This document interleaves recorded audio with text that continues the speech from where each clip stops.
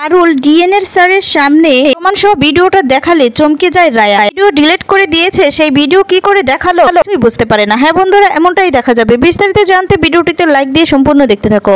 গল্পের শুরুতেই দেখা যাবে পারুল ওমকারকে ফোন করে ওদেরকে বের হতে বলে যে আমি সমস্ত প্রমাণ নিয়েছি, তোমরা এবার বেরিয়ে পড়ো। আর তোমরা একটা খবর তুর্য কোথায় সেটা কি জানো? আর তখন বলে যে না। এরপর বলে আচ্ছা ওকেও তো প্রয়োজন না, আমাদের দলটাকে একটু ভারী করতে হলে ওকে তো নিশ্চয়ই প্রয়োজন। তো তুমি একটা কাজ করো, তোমার কাছে কি ফোন নাম্বার আছে? একটু ফোন নাম্বারটা দিবে, আমি ওকে ফোন করে দেখতাম। আর তখন ফোন নাম্বারটা দিয়ে দেয়। এরপর কি দেখা যাবে রুক্মিণী বিছানাটা গোছাতে থাকে। গোপাল রুক্মিণীর দিকে তাকিয়ে থাকে আর তখন বুঝতে পারে যে রাগটা এখনো কমেনি। এরপর বলতে থাকে যে দমে রাগ করেছে, বোঝাই যাচ্ছে এখনো রাগটা কমেনি, আমাকে একটু ওকে হাসি খুশি করতে হবে, যদি কিছু করে ওর মনটা ভালো করা যায়। আর তারপর দেখা যাবে বলতে থাকে জানো তো রুক্মিণী, আমাদের পাশে গ্রামে না মেলা হচ্ছে তো, আর সেখানে চরকিতে ওঠা যায় আর অনেক কিছু করা যায়। তুমি তো গ্রামের মেলাতে যাওনি, তাই বলছিলাম কি তুমি যাবে, চলো না। আর তখন রুক্মিণী কিছুই বলে না। এরপর বলতে থাকে আচ্ছা ওই আমাদের ওই বংশীদা আছে না, ওর মেয়ের মুখে ভাত দেবে। তো সবাই তো জানে আমাদের গ্রামে যে তুমি ফটোটা দমে ভালো ওঠাও, বলেছে যে আমার সাথে তোমাকে যেতে, তুমি যদি যেতে তাহলে খুশি হতো আর কি, ফটো যদি তুলে দিতে ওর মেয়ের। আর তখন তারপরে রুক্মিণী কিছু না বললে বারবার করে এটা ওটা বলে বোঝাতে থাকে গোপাল, যাতে করে মনটা ভালো করা যায়। কিন্তু রুক্মিণী তখন রেগে যায়, রেগে গিয়ে বলতে থাকে যে গোপাল মিথ্যে চেষ্টা করে যাচ্ছেন, আপনি গিল্ট ফিল করছেন কেন? এটা তো আমার করা উচিত ছিল, আপনার মত অনুযায়ী সব দোষ তো আমিই করেছি, জোর গলায় দাবি করবেন না। এখন তো জোর গলায় দাবি করলেন, তাহলে এখন ড্যামেজ চেষ্টা করার কি দরকার আপনার বলুন তো? কোনো প্রয়োজন নেই, আমি কারো অন্য পাশনে যেতে পারবো না। তো চেষ্টা করেছি, অ্যাডজাস্ট করার অনেক চেষ্টা করেছি, কিন্তু আর না।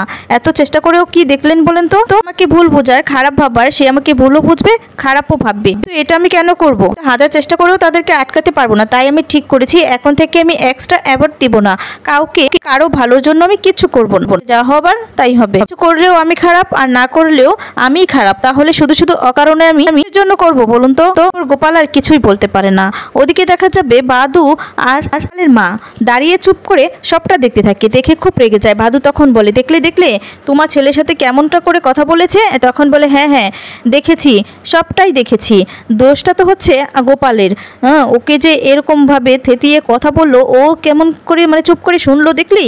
ও তো কিছুই বলে না। আমি হলে না একদম, তোমাকে যদি বলতো তাহলে একদম মুখটা ছেঁচিয়ে দিতাম। আর তারপর দেখা যাবে গোপাল সেখান থেকে স্নান করার জন্য চলে যায়। আর এদিকে দেখা যাবে ভাদু তখন তার মাকে নানানভাবে ভোলাতে থাকে যাতে করে ওকে শাস্তি দেয়।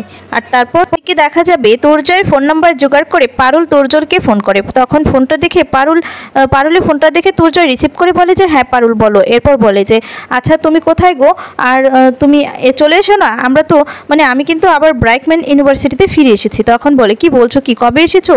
এরপর তোরজয় খুশি হয়ে যায় আর তখন বলতে থাকে যে আর ফিরেও এসেছি, আর ওই যে আগের বার যখন ওঙ্কারের উপর অপমান ওর বিরুদ্ধে যা যা বলেছিল না, প্রমাণ তো জোগাড় করতে পারিনি, তো এবার প্রমাণ সহ সব কিছু জোগাড় করেছি। তো তুমি কবে আসছো বলো তো? তুমি যদি আসো তাহলে আমাদের দলটা আর ভার হয় আর কি। বলে যে ঠিক আছে আমি কিছুদিনের মধ্যেই চলে আসবো। এরপর বলে যে কবে আসবে বলো না, যদি বলতে তাহলে একটু ভালো হতো, আমাদের দলটা ভার হতো, আমরা একটু সাহস পেতাম তুমি থাকলে, বুঝতে পেরেছো?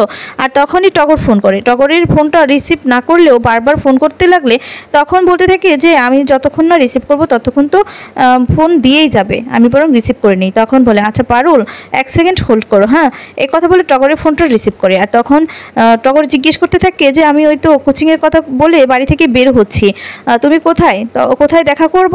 আর তখন নামটা বলে দেয়, গ্রামের নামটা বললে এদিকে পারুল অবাক হয়ে যায় আর বলতে থাকে যে ওখানে মানেটা কি, ওখানে কি করতে যাচ্ছে? আচ্ছা যাই হোক। তারপর দেখা যাবে ফোনটা রেখে দেয়। আর তখন এদিকে তুর্জয় বলতে থাকে যে ওই টগর আর যাই হোক না কেন, ভালো তো আমি যদি বেশিই থাকি তাহলে আমার প্রথম ভালোবাসা হচ্ছে পারুল, তোমার জন্য আমি মরতেও পারি, ভালোবাসতেও পারি, জীবন দিতেও পারি, আর কেউ যদি বাধা হয়ে দাঁড়ায় তাহলে তাদেরকে মেরে ফেলতেও পারি।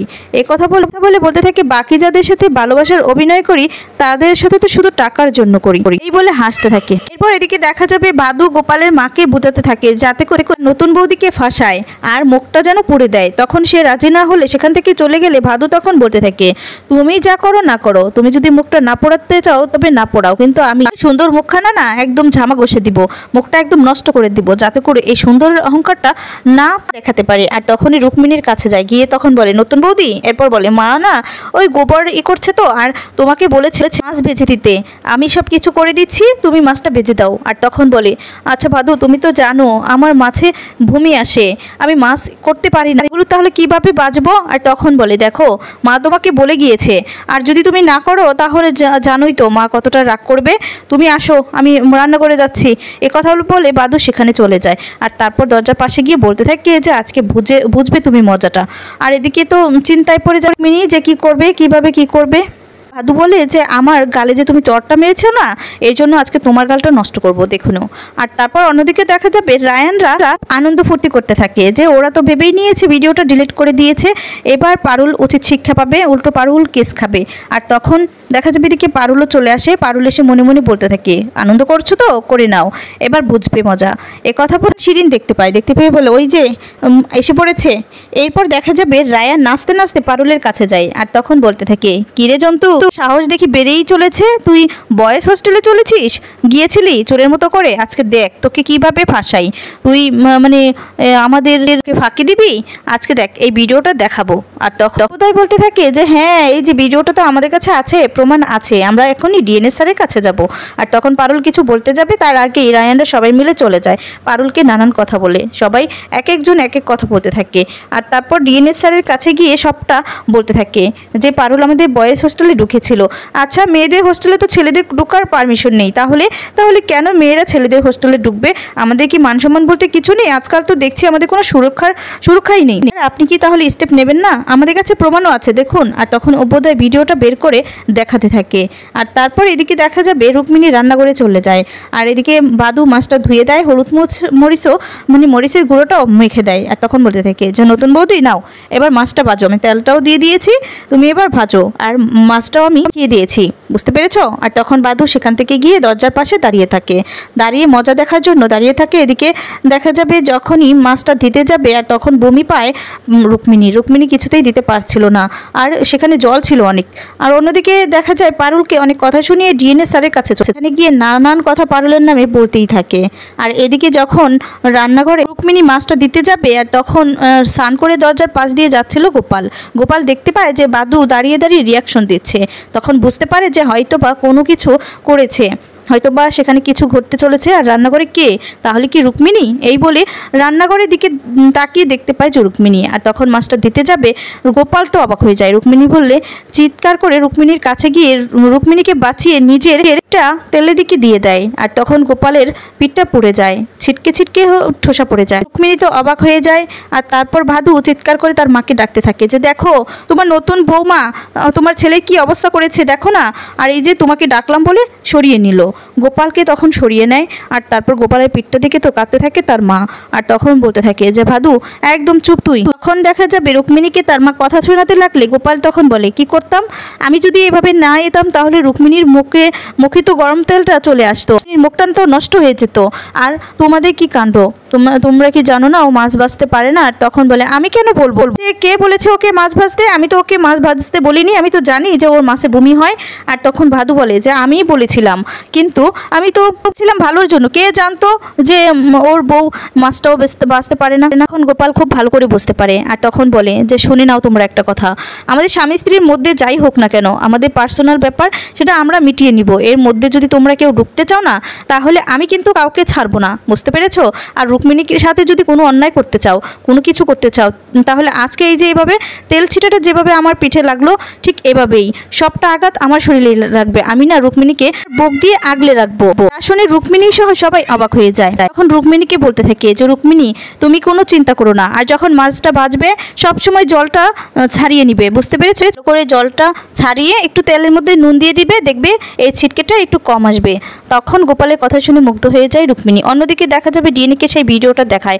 ডিএনএ ভিডিওটা দেখে মনে মনে বলতে থাকে যে পারুল আমাকে এতটা অপমান করলো, ওকে আমি এতটা রেসপেক্ট করে আমি রিটায়ার্ড করে আবার নিয়ে আসলাম, আর ও এতটা অপমান করলো। আর তখনই পারুলকে ডাকতে বললে পারুল চলে আসে। আর তারপর পারুল এসে বলতে থাকে যে কিসের জন্য করেছে সবটা খুলে বলে, বোকারকে যেভাবে অপমান করেছে, যেভাবে হেনস্থা করেছে সবটা খুলে বলে। তখন বলে আচ্ছা ঠিক আছে, তোমার কাছে যদি কোনো প্রমাণ থাকে তাহলে দেখাও, নিশ্চয়ই তাহলে ওরা শাস্তি পাবে। রায়ানরা তো খুশি হয়ে যায় যে কোনো প্রমাণ দেখাতে পারবে না, ওরা খুব খুব খুশি হয়ে যায় যে এবার পারুল কেস খাবে। আর তখন পারুল বলতে থাকে যে আমার কাছে সব প্রমাণ আছে, এখনই দেখাচ্ছি। এই বলে প্রমাণটা দেখালে এদিকে রায়ান সহ সবাই তো অবাক হয়ে যায়। শিরিন তখন বলে যে এই তুই না বলেছিলি যে সব প্রমাণ ডিলিট করে দিয়েছিস, তাহলে এমনটাই হলে তোমাদের কেমন লাগবে?